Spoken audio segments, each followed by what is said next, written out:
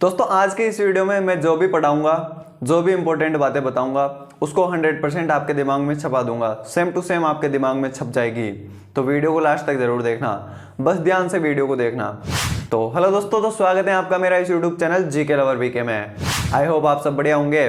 तो दोस्तों अपन बात कर रहे थे राजस्थान ज्योग्राफी की, और उसमें भी बात कर रहे थे राजस्थान के भौतिक प्रदेशों की, जिसमें अपन ने भौतिक प्रदेशों का वर्गीकरण देखा, जिसमें से अपन पढ़ रहे थे राजस्थान का सबसे छोटा भौतिक प्रदेश हाड़ौती का पठार। ये अपना हाड़ौती का पठार है। यहाँ पर मैंने मैप बना दिया है, ये बड़ा कर दिया है, इसको जूम कर दिया है।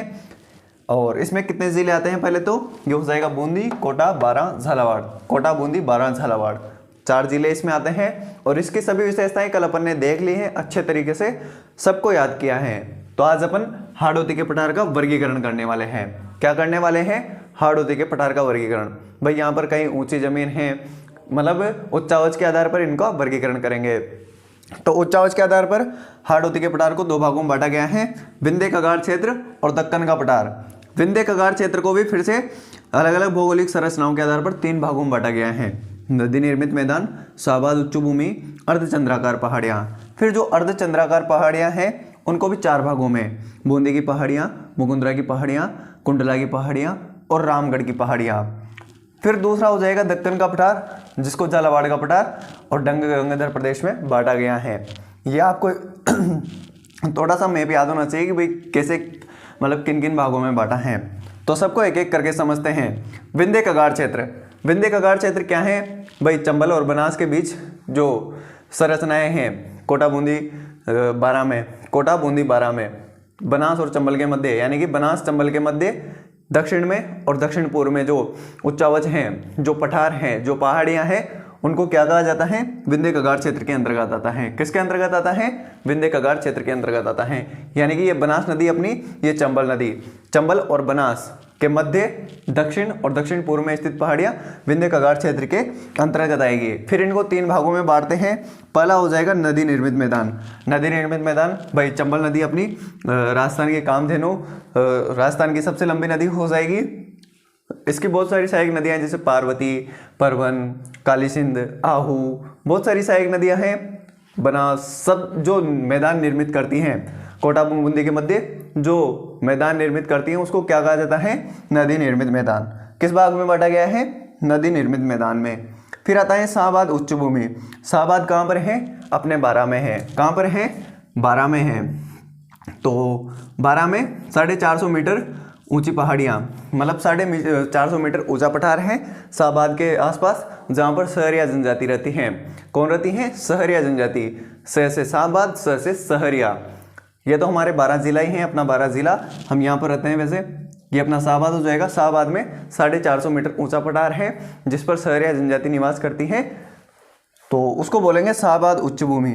शाहबाद उच्च भूमि 450 मीटर ऊंचा पठार होने के कारण शाहबाद उच्च भूमि कहा जाता है। फिर अर्धचंद्राकार पहाड़ियाँ। अर्धचंद्राकार पहाड़ियों को 4 भागों में बांटा गया है। बूंदी की पहाड़ियाँ, बूंदी में पहाड़ियाँ हैं अर्धचंद्राकार, जिसकी सबसे ऊंची चोटी हो जाएगी कौन सी? सतूर। ये हो जाएगी अपनी सतूर। क्या हो जाएगी? सतूर। सतूर सबसे ऊंची चोटी हो जाएगी बूंदी की। और फिर मुकुंदरा की पहाड़ियाँ। मुकुंदरा हिल्स आपने पढ़ा होगा, कोटा झालावाड़। कोटा झालावाड़ में है मुकुंदरा हिल्स। तो कोटा झालावाड़ के मध्य अर्धचंद्राकार पहाड़ियाँ, कोटा झालावाड़ के मध्य अर्धचंद्राकार पहाड़ियाँ क्या हो जाएंगी? मुकुंदरा की पहाड़ियाँ। क्या हो जाएंगी? मुकुंदरा की पहाड़ियाँ। ये अपनी मुकुंदरा की पहाड़ियाँ हैं। और इसकी सबसे ऊंची चोटी हो जाएगी चांदबाड़ी। क्या हो जाएगी? चांदबाड़ी।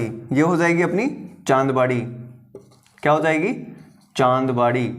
चांदबाड़ी, जो कि 517 मीटर ऊंची है। कितनी ऊंची है? 517 मीटर। और ये हो जाएगी 353 मीटर। सतूर कितनी है? 353 मीटर ऊंची है। और ये बूंदी जिले में 96 किलोमीटर लंबी है। 96 किलोमीटर लंबी पहाड़ियाँ हैं, जो कि अर्धचंद्राकार, मतलब आधे चांद की आकृति में है। और सबसे ऊंची चोटी सतूर है। कहाँ पर है? बूंदी जिले में। फिर कोटा झालावाड़ के मध्य अर्धचंद्राकार पहाड़ियाँ, जिनकी सबसे ऊंची चोटी चांदबाड़ी है, 517 मीटर ऊंची हो जाएगी। और 120 किलोमीटर ये लंबी पहाड़ियां हैं कोटा झालावाड़ के मध्य।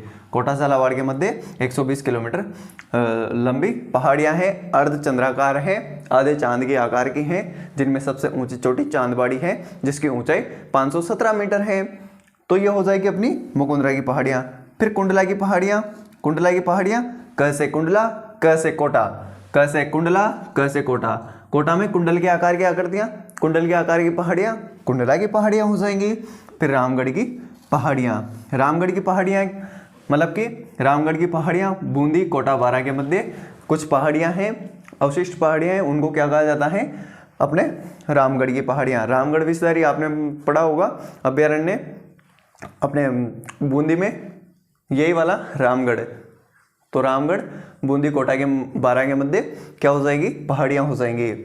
तो ये छोटी सी विंध्य कगार क्षेत्र हो गया अपना। विंध्य कगार क्षेत्र बूंदी कोटा बारा में है, बूंदी कोटा बारा का भाग इसमें आता है। और दक्कन के पठार में केवल झालावाड़ का पठार आता है, यानी कि झालावाड़ आता है इसमें। और जो झालावाड़ का पठार है ये मालवा का पठार, यानी कि अपना मालवा का पठार है। यहाँ से अपना एमपी है, नीचे नीचे आपको पता है अपना मध्य प्रदेश है, तो मध्य प्रदेश का उत्तरी भाग हो जाएगा। तो ये अपना झालावाड़ का पठार, झालावाड़ का पठार यानी कि दक्कन का पठार हो जाएगा। झालावाड़ में जो भी ऊंचा पठार है वो दक्कन का पठार कहलाएगा या झालावाड़ का पठार कहलाएगा। फिर डगंगदर प्रदेश, डगंगदर प्रदेश क्या है कि जो झालावाड़ है, झालावाड़ के दक्षिण एवं दक्षिणी पश्चिम में कुछ पठार हैं, मतलब कि उसको क्या कहा जाता है? डगंगदर प्रदेश के नाम से जाना जाता है। किस नाम से जाना जाता है? डगंगदर प्रदेश के नाम से जाना जाता है। तो इसका कुछ वर्गीकरण हो गया। और इसके बाद जो अपनी शाहबाद उच्च भूमि है, इसमें एक पहाड़ी बना रखी है मैंने। यहाँ पर कुछ पहाड़ हैं, पठार की वजह से कुछ पहाड़ हैं, इनमें सबसे ऊंची चोटी कांबा हो जाएगी। क्या हो जाएगी? कांबा, जिसकी ऊंचाई कितनी हो जाएगी? 456 मीटर। कितनी हो जाएगी? 456 मीटर हो जाएगी। तो ये अपना हाड़ौती के पठार का वर्गीकरण किया गया है। ये आपनो प्यारो राजस्थान, इसमें हाड़ौती का पठार यहाँ पर है। इसको दो भागों में बांटा गया है, विंध्य कगार क्षेत्र और दक्कन का पठार। दक्कन के पठार को दो भागों में कौन कौन सा हो जाएगा? एक तो झालावाड़ का पठार, जो कि झालावाड़ में ऊंचे पठार हैं, उनको झालावाड़ का पठार कहा जाता है। और डगंगदर प्रदेश, झालावाड़ के दक्षिण एवं दक्षिण पश्चिम भाग में स्थित पठार हैं, उनको डगंगदर प्रदेश के नाम से जाना जाता है। फिर विंध्य कगार क्षेत्र, विंध्य कगार क्षेत्र को तीन भागों में, नदी निर्मित मैदान, नदी निर्मित मैदान क्या हो जाएगा? ये जो चंबल नदी और उसकी जो सहायक नदियां मैदान का निर्माण करती हैं, उसे नदी निर्मित मैदान के नाम से जाना जाता है। शाहबाद उच्च भूमि, जो शाहबाद वाला एरिया है अपने बारा में, वहां पर जो 450 मीटर ऊंचा पठारी वाला एरिया है, उसको शाहबाद उच्च भूमि के नाम से जाना जाता है, जिसकी सबसे ऊंची चोटी कांबा हो जाएगी, जिसकी ऊंचाई हो जाएगी 456 मीटर, यानी कि 456 मीटर। उसके बाद अपन ने देखा कौन सा? अर्धचंद्राकार पहाड़ियाँ। इनको भी चार भागों में बांटा गया है। पहली हो जाएगी बूंदी की पहाड़ियाँ। बूंदी में 96 किलोमीटर लंबी पहाड़ियाँ हैं, जिनमें सबसे ऊंची चोटी सतूर, जिसकी ऊंचाई 353 मीटर हो जाएगी।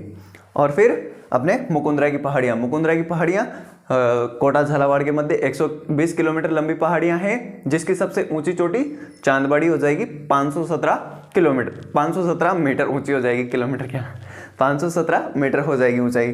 कुंडला की पहाड़ियाँ, क से कुंडला, क से कोटा, कुंडल के आकार की पहाड़ियाँ कोटा में कुंडला की पहाड़ियाँ कहलाती हैं। फिर रामगढ़ की पहाड़ियाँ अपने बूंदी कोटा बारा के मध्य जो अवशिष्ट पहाड़ियाँ हैं, उनको क्या कहा जाता है?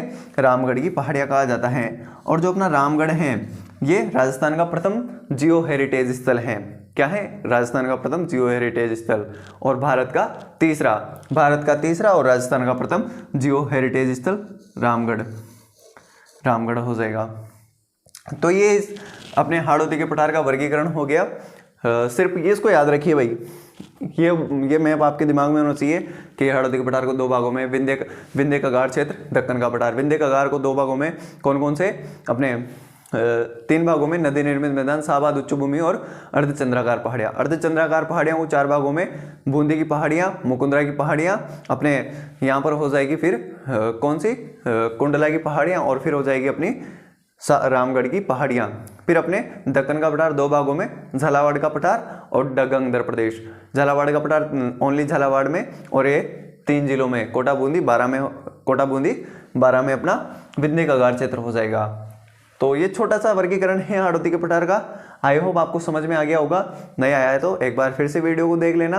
वैसे मैंने अच्छी तरीके से समझा दिया है कि सबसे पहले हाड़ौती के पठार को दो भागों में, विंध्य कगार क्षेत्र, दक्कन का पठार। विंध्य का क्षेत्र को 3 भागों में नदी निर्मित मैदान, शाहबाद उच्च भूमि और अर्धचंद्राकार पहाड़ियाँ। अर्धचंद्राकार पहाड़ियाँ 4 प्रकार की, अपने बूंदी की पहाड़ियाँ, मुकुंदरा की पहाड़ियाँ, कुंडला की पहाड़ियाँ और अपने रामगढ़ की पहाड़ियाँ। दक्कन का पठार 2 भागों में, झालावाड़ का पठार और गंगाधर प्रदेश।